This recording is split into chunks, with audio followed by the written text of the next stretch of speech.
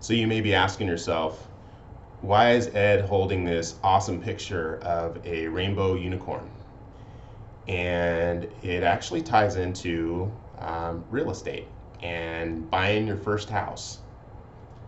Let me continue. All right, so this is an awesome painting that my daughter made. She was all about the rainbow unicorns, and I can't blame her. They're awesome.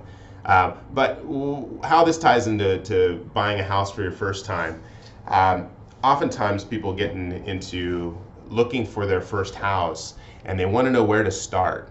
And I often, and in me just being vulnerable for a minute here, where I feel like I fail people in the buying process, and I've helped hundreds, literally hundreds of people buy houses, and where I've felt that I've failed people in any of those transactions, there's really only one spot, and it's at the very, very, very beginning, when I don't tell them and really coach them through the process of getting their mortgage, their pre-qualification, their numbers locked down before they start looking for a house. Because what will end up happening is you end up, and trust me, that happens, right?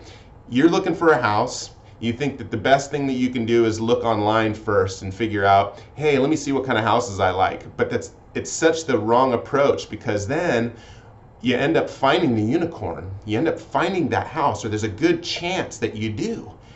You find this property that you absolutely love. It absolutely hits on all those points of what you're looking for in a home, and you can't get it because you haven't gotten pre-qualified, and oftentimes you don't even know if you can buy that house. So then that house sells, and you go to the lender, and the lender tells you, okay, here are the numbers, and this is what you can afford. This is what maybe you want to pay, right? Which is perfect, because then you're not extending your budget, you're not getting house poor, but then you're locked into this price, right?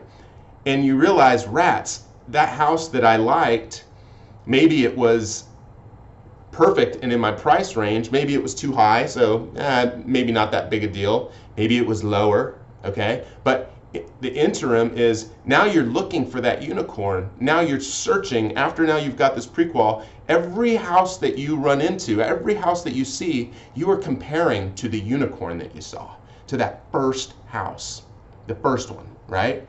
And rats, if we could have just pre-qualified from the beginning, to make sure that before you get out there and find that one house, sometimes the first house that you see, before you get out there and you see that house, get your pre-qualification. And I encourage now all of our clients to get a pre-qual before we even start looking, because I know that I'll be doing them a disservice if I absolutely don't push them to getting that part first and start letting them look for houses. Cool. I hope this helps, and I hope you can appreciate the story. Thank you.